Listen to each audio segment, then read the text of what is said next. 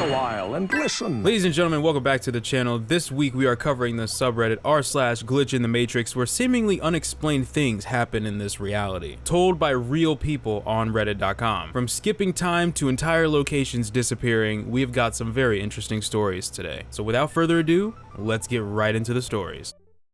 My whole basement is gone. I've never really posted on Glitch in the Matrix before, maybe a couple times years ago, but accounts have been mostly inactive. About 5 to 6 months ago, my mom, grandmother, and I moved into a new house so our old place could be sold. The house was roughly 24 by 48, with the basement and a main floor about 6 feet up. The basement is slightly below ground level. Originally, my grandmother had the master bedroom, my mom had one of the upstairs bedrooms, and the other upstairs bedroom sat empty. When the realtor showed us the house, the basement had 3 finished rooms, my bedroom, a den, and an extra room we never ended up using, plus a bathroom. The basement was what actually sold us on the place, since it meant I'd have my own space downstairs instead of taking the empty upstairs bedroom. We lived there for months like that. Basement finished and in use, upstairs bedroom empty. Then about a week or two ago, my parents and I went on a vacation in Toronto. When we got back, the room downstairs was gone. Just 4 gyprock walls, a few metal supports, and a concrete floor. That's all the basement is now. Now my grandmother is in that upstairs bedroom that used to be empty, and I'm in the master. I know this isn't just us misremembering, because my posters and my stuff are up there in the master now, the same stuff that was in my room downstairs before we left. My grandmother seems so confused about it too, but she's not questioning how she ended up in a different bedroom instead of the master. It's like the shift in living arrangements doesn't feel wrong to her, just my missing room does. We called the people who sold us the house. They said they never used the basement. The realtor told us that we could build down there if we wanted, like it had always been empty. It was like we slipped into some alternate version of the house where the basement never existed. Except my grandmother and I can both sketch out exactly how it used to look, room for room. A few of my online friends even remember me mentioning the basement before. But my mom doesn't remember the basement at all. To her, it's always been empty. So now it's not even all 3 of us against the world on this. It's me and my grandma against my own mom's memory of the place we all live in.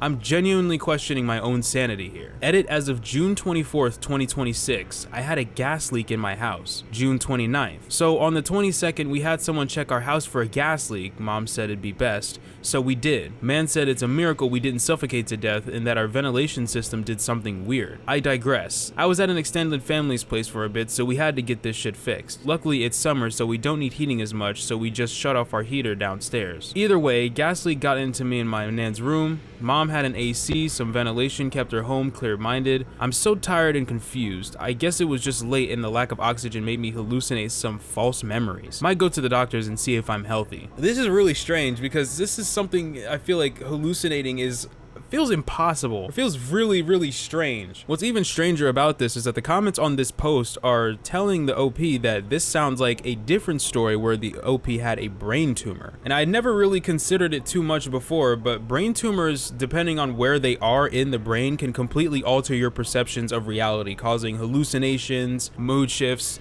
all different kinds of things, personality shifts, going manic, just very like strange happenings. And I really think it's interesting that they related it to this story, and we actually have this story linked in here so we can read this one too. What if OP does have a brain tumor and has always been living upstairs next to his mom? The grandma never lived with them. She actually died many years ago, and the OP has been hallucinating the grandma being there. That is why the grandma would remember the same things that OP remembers, because she's all in his mind. That in of itself would be an insane concept.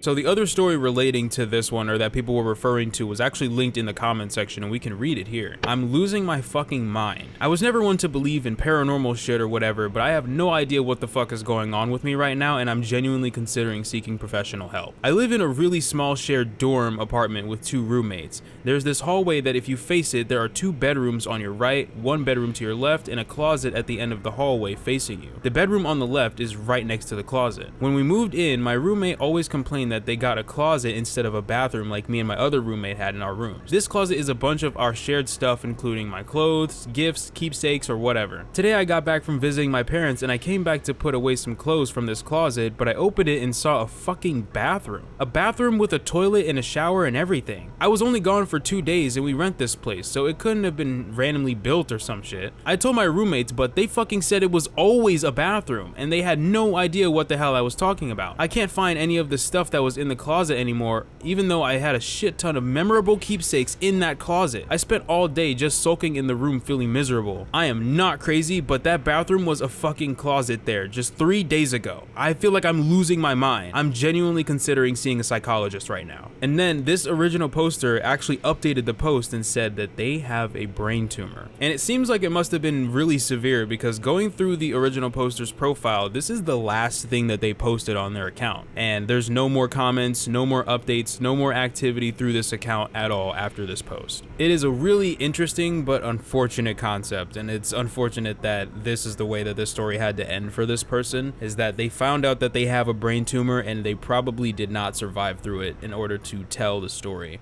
Greetings, dear viewer. This is Spacey here to quickly remind you to leave a like on the video and subscribe to the channel to let YouTube know that we're doing good work over here. It would be awesome if we could work together to hit 2,000 subscribers before summer ends. Thank you. Now let's get back to the video.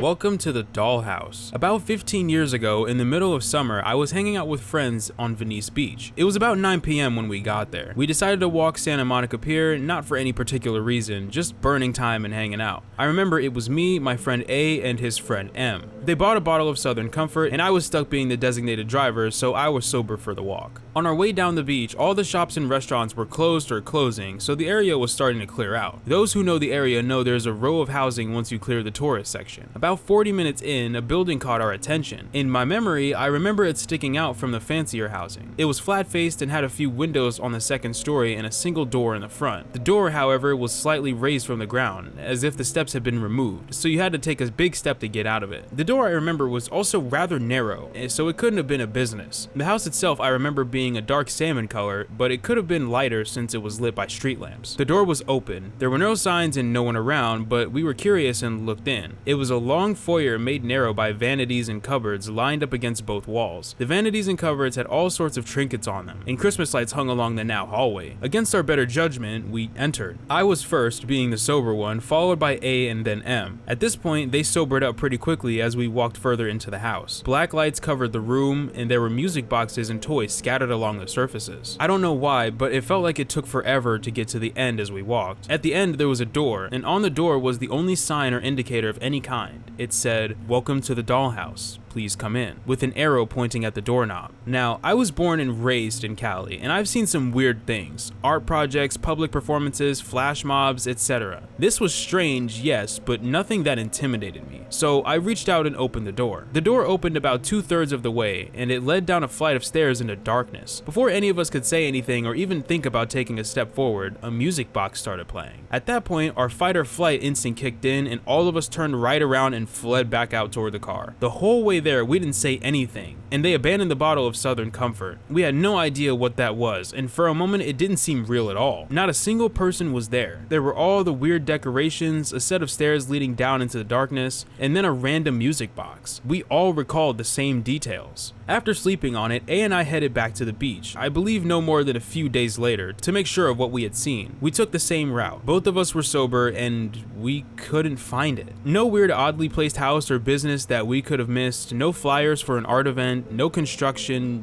nothing. It was like it never happened. A and M had been a little drunk, but I was completely sober. I don't hallucinate and have no history of hallucinating. I'm still friends with A, and every once in a while we talk about it. We remember all the same details, right down to the music box playing. I even remember feeling and hearing the old hardwood flooring under my feet and the smell of dust. I have no idea where that was or why it seems that only we recall such a place. I've checked Google Maps and couldn't find anything resembling a building like that. Maybe it was some sort of art exhibition or crazy sex dungeon. What bothers me is that we couldn't find a signal that the building even existed. The weird door would not pass safety, and there were no signs beside the one right at the end of the hall. My friend is a bit more mystic than me, and he suggested that it could have been a pocket dimension. I think it's always a bit reassuring, just as strange but reassuring, to have someone else there with you to experience the exact same thing, so it doesn't seem like you're the only one going crazy in your mind about this building that never existed. My immediate thought was going to be, what did you put in those drinks? But the OP here was sober, so that really doesn't check out. The fact that all three of you remember the same details is the creepiest part to me. I would have been fine until the music box started playing, because absolutely not. Whatever that place was, I think leaving immediately was the smartest decision you made. This isn't a horror movie or anything, guys. This is like a real life encounter that someone actually went through in the real world, or at least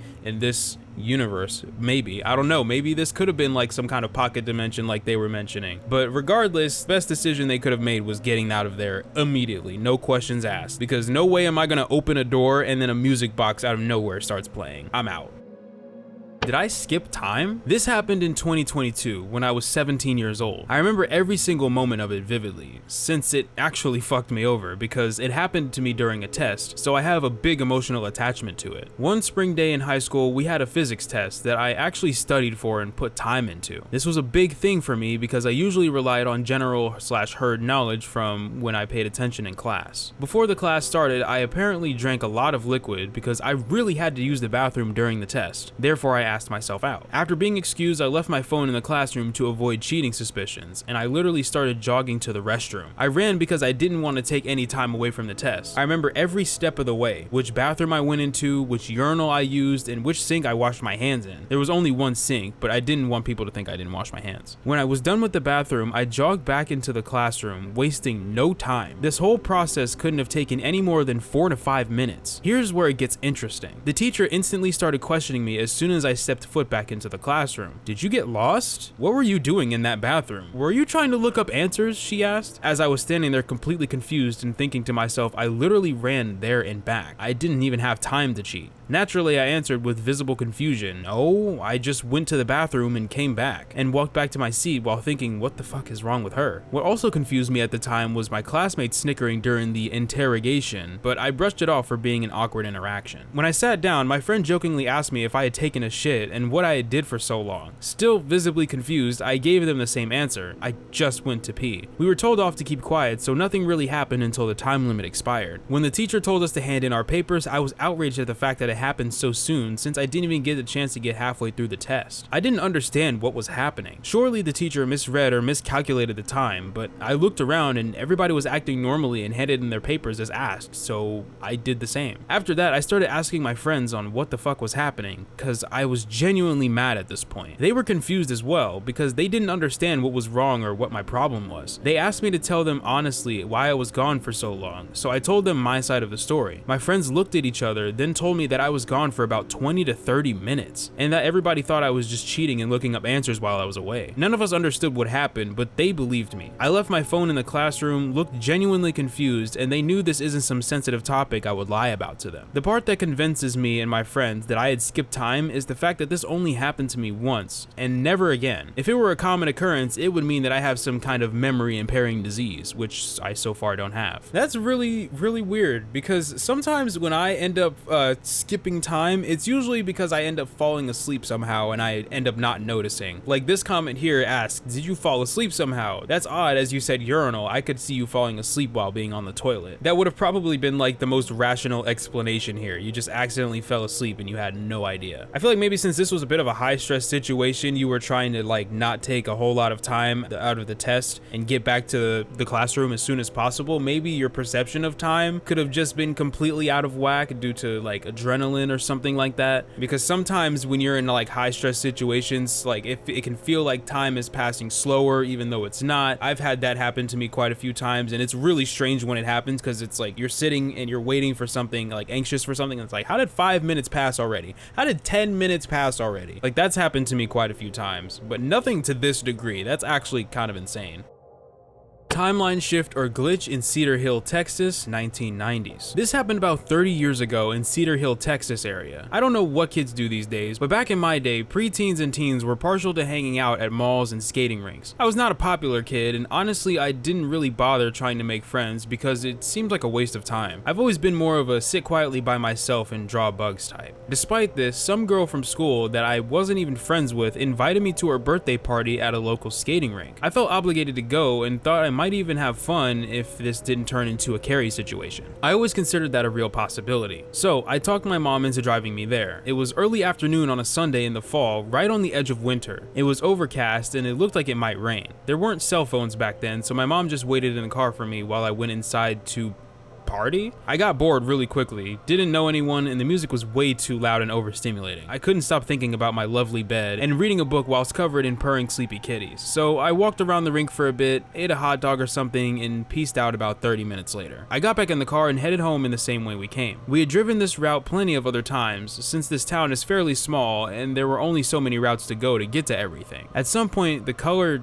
changed. It snapped me out of my thoughts because I thought the sun must have finally come out, but when I looked around, it was like the color of the air itself had changed. I don't want to call it sepia tone, but it was like everything was suddenly more earthy colors. The light that touched everything looked brownish orange. The colors of things were just off. The green on a car looked unusual. I wasn't concerned yet because it was a classic car, so it made sense. But the more I looked around, every car was a classic car. That's when I started feeling kind of confused. Car show in town?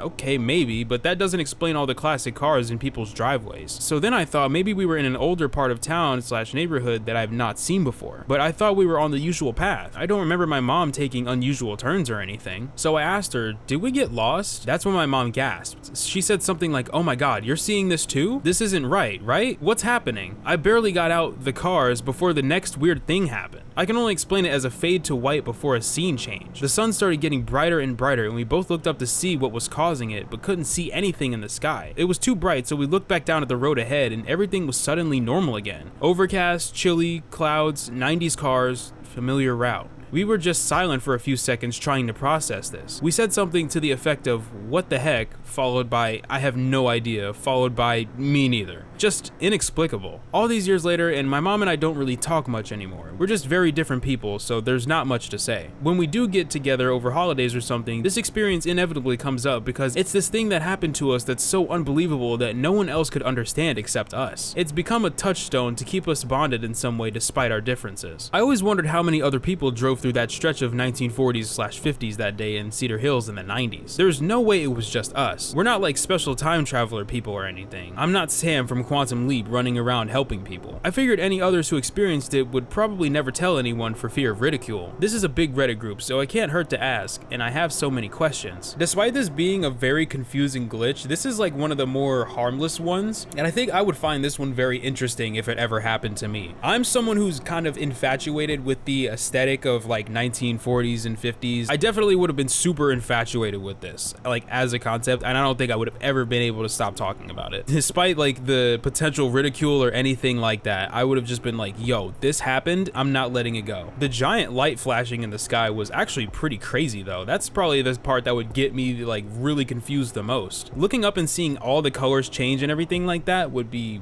really puzzling. Ladies and gentlemen, that's going to be all today for r/glitch in the matrix. If you have any glitch in the matrix type stories or unexplained things that have happened that no one else can really seem to believe you on, leave them down in the comments section below. It would be great to have enough stories to feature them in a future video. If you like what you saw today, be sure to smash the like button and subscribe to the channel with post notifications on, just so you don't miss another Reddit video from me. And lastly, if you have any other suggestions for what kind of subreddit videos you want to see, be sure to join our Discord kingdom with the link in the description, or leave a comment in the comment section down below because I read them all. That's all from me. Later.